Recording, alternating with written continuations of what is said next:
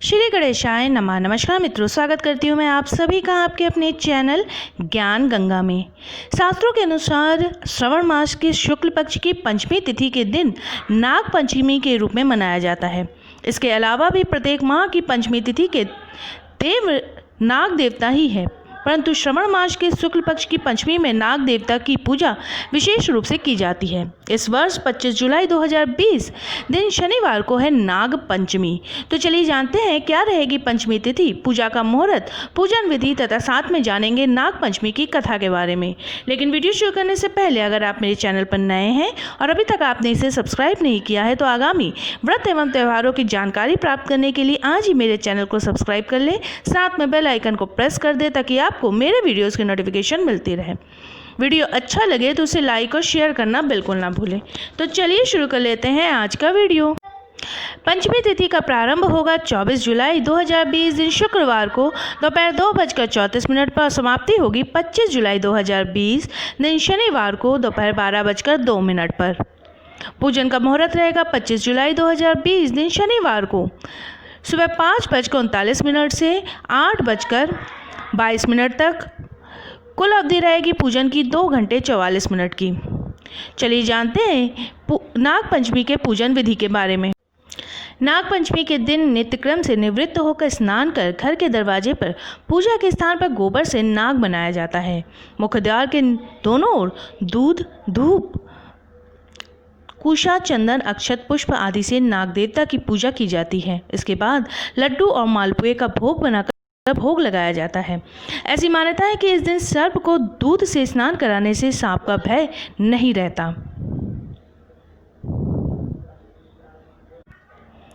पूजन के बाद सर्प देवता की आरती उतारी जाती है। सुविधा की दृष्टि से किसी सपेरे को कुछ दक्षिणा देकर ये दूध सर्प को पिला सकते हैं। अंत में नाग पंचमी की कथा अवश्य सुननी चाहिए। तो चलिए जानते हैं क्या है नाग पंचमी की कथा।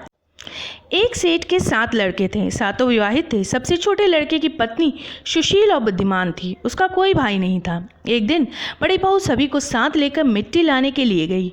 वे खुरपी से मिट्टी खोदने लगी, तभी वहाँ एक सांप निकला जिसे बड़ी बहू खुरपी से मारने लगी। ये देखकर छोटी बहू ने कहा, इसे हमारा क्या बिगाड़ा है, ये बेचारा निरपराध को मत मारो। ये सुनकर बड़ी बहू ने उसे नहीं मारा। सांप एक तरफ जाकर बैठ गया। छोटी बहू ने उससे कहा, हम अभी लौट कर आते हैं, तुम यहीं रुकना, जाना मत। ये कहकर वो सबके साथ घर चली गई और वहाँ कामकाज लगने से भूल गई कि उसने सांप को रुकने को कहा है। दूसरे दिन याद आने पर वहाँ गई तो सांप वहीं था। वो बोली, मुझे क्षमा करना भैया, मुझसे भूल हो गई। सांप ने कहा, भैया कहा है तो छोड़ देता हूँ, आज से तू मेरी बहन है, जो इच्छा हो मांग ले। उसने कहा, मेरा कोई भाई नहीं था, मुझे भाई मिल गया। कुछ दिन बाद वो सांप मनुष्य का रूप लेकर बहन के घर आया और कहा, मेरी बहन को मेरे साथ भेजो। सांप ने विश्वास दिलाया कि वह उसका दूर के रिश्ते का भाई है। रास्ते में बहन को अपने वही सांप की होने की बात बताई। सांप के घर पहुंचकर वहां का ठाट बाट देखकर हैरान रह गई। एक दिन सांप की माँ ने कहा, मैं एक काम से बाहर जा रही हूँ, तू अपने भाई को दूध पिला देना। उसने दूध दिया, वो गर्म था। सांप का मुंह जल गया। ये देखकर सांप की माता बहुत गुस्सा हुई। सांप ने कहा कि बहन को अब इसके घर भेज देना चाहिए। तब सांप और उसके पिता ने उसे बहुत सा सोना, चांदी, जवाहरात, वस्त्र आदि देकर उसके घर पहुंचा दिया।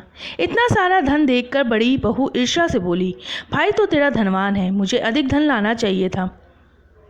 सांप ने ये सुना तो उसने और धन लाकर दिया। सांप ने छोटी बहू को हीरा मणियों का एक अद्भुत हार दिया था।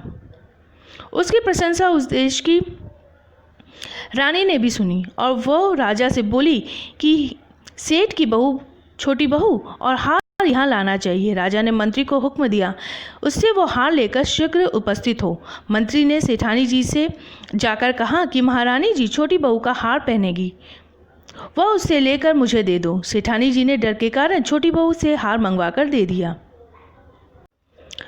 छोटी बहू को ये बात बहुत बुरी लगी। उसने अपने भाई को याद किया और आने पर कहा, भैया रानी ने मेरा हार छीन लिया है, तुम कुछ ऐसा करो कि जब वो हार उसके गले में रहे तब तक के लिए सर्प बन जाए और जब वो मुझे लौटा दे तब हीरों और मणियों का हार हो जाए। सर्प ने ठीक वैसा ही किया।